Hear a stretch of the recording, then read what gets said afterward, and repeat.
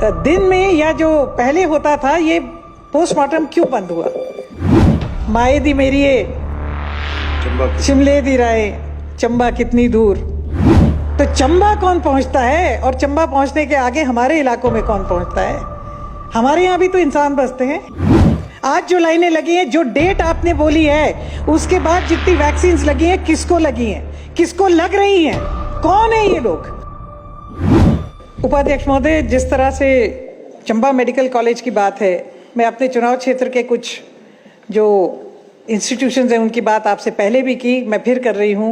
आज सुबह भी मेरा प्रश्न लगा हुआ था, मगर अनफॉर्चुनेटली हाउस में नहीं आया, हम थे भी नहीं हाउस में।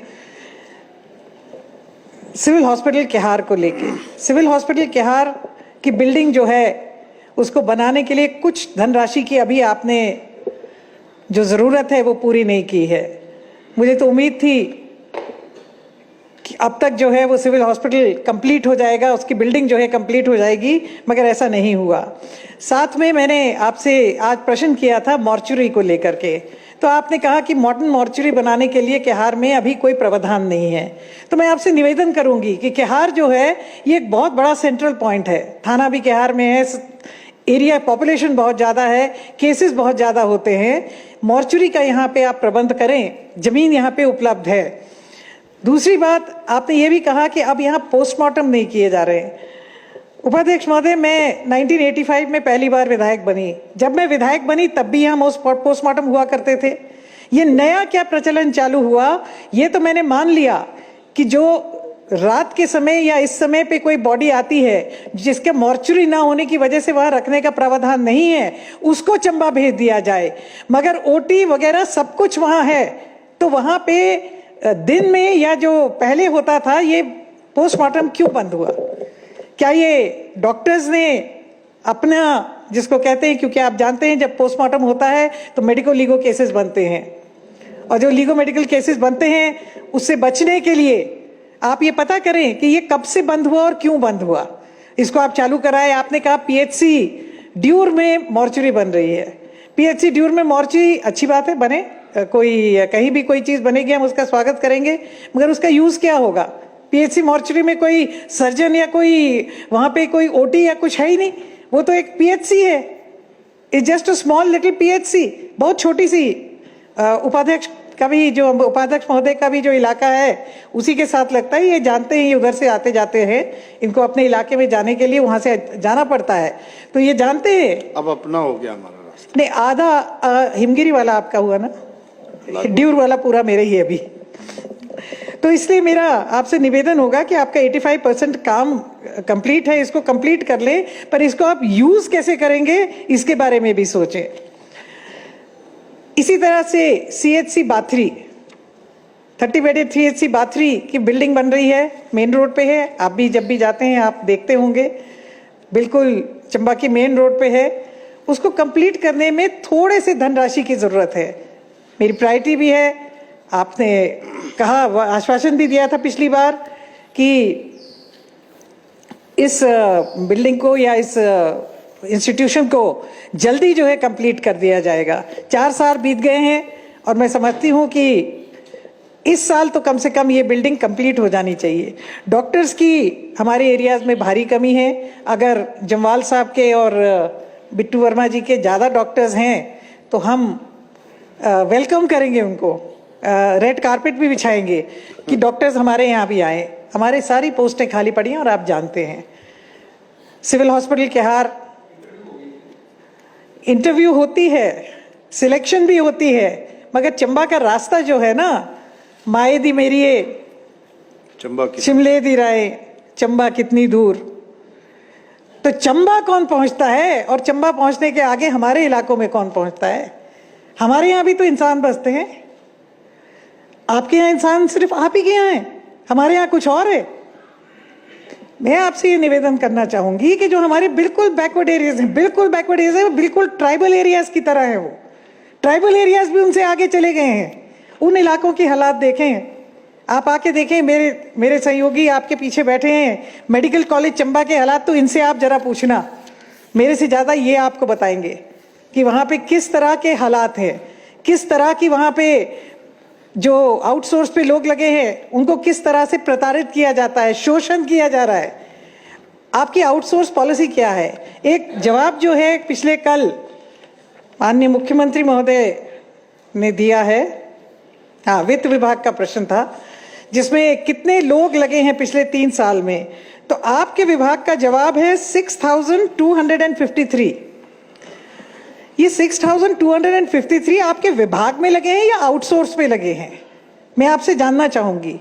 मैं इसलिए जानना चाहूंगी कि अगर विभाग में लगे हैं तो कौन लगे हैं, कहां लगे हैं, क्या लगे हैं? ये 6,253 लोग अगर आपके विभाग में विभागीय लगे हैं तो कहां लगे हैं, और आउटसोर्स पे लगे हैं तो कौन लगे हैं, किस प्रक्रिया के थ्रू लगे हैं?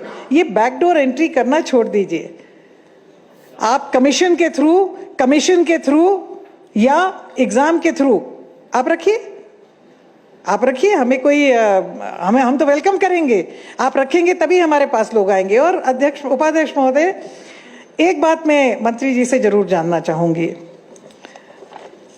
अनाउंसमेंट हुई कि हिमाचल प्रदेश वैक्सीनेशन में नंबर 1 आया, बधाई है आपको। किसी भी चीज में हिमाचल प्रदेश नंबर 1 आए हमें खुशी होती है। मगर मैं आपसे जानना चाहती हूं, क्या ये आंकड़े सच हैं कि 100% ऑफ हिमाचलीज आर वैक्सीनेटेड? और अगर ऐसा है तो आज जो हॉस्पिटल में वैक्सीनेशन लगा रहे हैं वो कौन लोग हैं? आज जो लाइनें लगी हैं, जो डेट आपने बोली है, उसके बाद जितनी वैक्सीन लगी हैं, किसको लगी हैं, किसको लग रही हैं, कौन है ये लोग? आज आप चलिए मेरे साथ, मैं आपको ले चलूंगी। बताना मत कि मैं हेल्थ मिनिस्टर हूं, मैं आपको ले चलूंगी। लोग अभी भी इंजेक्शन लगा रहे हैं, डेट्स ले रहे हैं पंचायतों में। मैं अपने एरिया में जानती हूं इतने सारे लोग हैं जिन्होंने वैक्सीन नहीं लगाई है, सेकेंड डोज नहीं लगाया है। Sorry, not Congress, not BJP. इसमें कांग्रेस, अगर कांग्रेसी ने भी नहीं लगाई है तो 100% नहीं लगी है। तो आपका आंकड़ा कहीं ना कहीं गलत है। बहुत सारे ऐसे लोग हैं जो ये बोलते हैं कि हमने वैक्सीन ही नहीं लगाई है, हमें सर्टिफिकेट आ गया। कई ऐसे हैं जो बोलते हैं कि जी हमने वैक्सीन लगाई, सर्टिफिकेट मेरी बीबी को आ गया।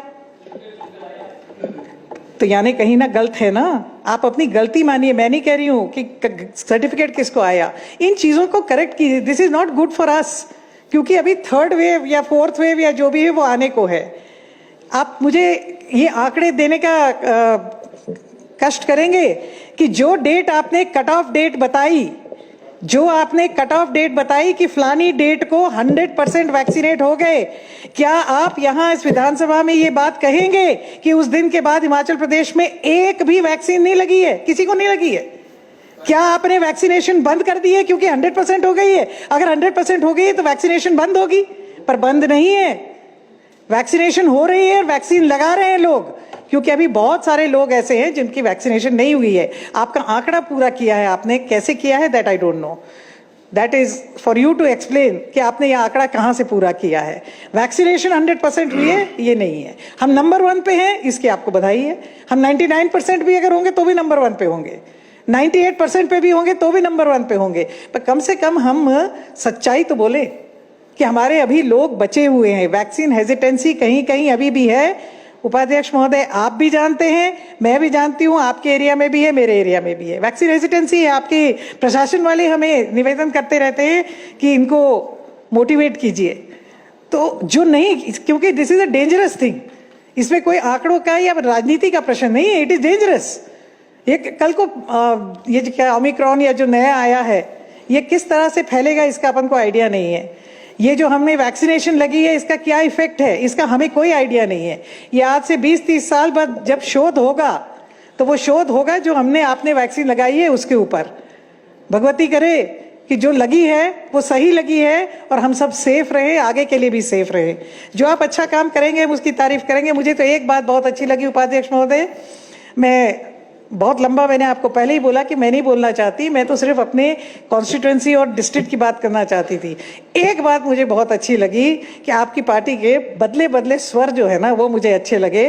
बड़े दिनों बाद मेरे मित्र, आपकी पार्टी के राष्ट्रीय अध्यक्ष जगत प्रकाश नड्डा जी की तारीफ सुन के मुझे बड़ा अच्छा लगा। वो मेरे बड़े परम मित्रों में से एक थे, हमारे साथ यहाँ विधानसभा में थे। पर ये जो आपके बदले बदले स्वर सुन के मुझे ऐसा लगा कि आपके यहाँ भी कुछ जो है बदल रहा है। और इनके स्वर सुन के मैं इनको बता दूं, ये कोई नहीं बदल रहा है, आप यहाँ नहीं आ रहे हो। आप इतनी कोशिश मत करो, ये जो बैठे हैं ये अच्छे बैठे हुए।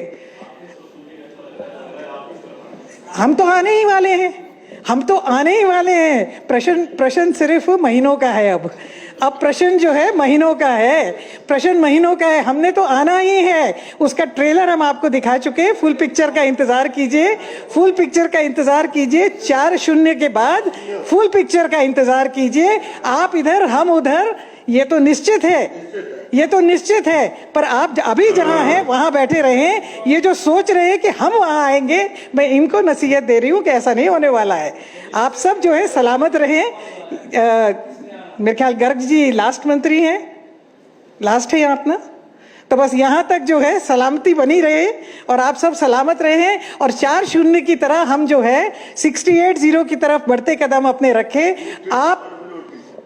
आप हमारे जो ये इंस्टीट्यूशंस हैं, विशेष करके मेडिकल कॉलेज चंबा, विशेष करके जो हमारे इंटीरियर के जो जहाँ पे हमारे पोस्ट वेकेंट हैं, विशेष करके जो हमारी मशीन्स नहीं चल रही हैं, विशेष करके मैंने जो आपको कहा CHC Bathri, CHC Suluni, civil hospital बना दिया आपने उसको, पर सिविल हॉस्पिटल केहार, इन सब में जो खाली पड़ी पोस्टें हैं इनको आप भरने का और इनमें जो रिक्वायर्ड सुविधाएं हैं उनको देने का आप प्रबंध करेंगे तो हम आपका बहुत बहुत धन्यवाद करेंगे। और मैं उपाध्यक्ष महोदय, आपके माध्यम से मैं एक बात जरूर कहना चाहूंगी।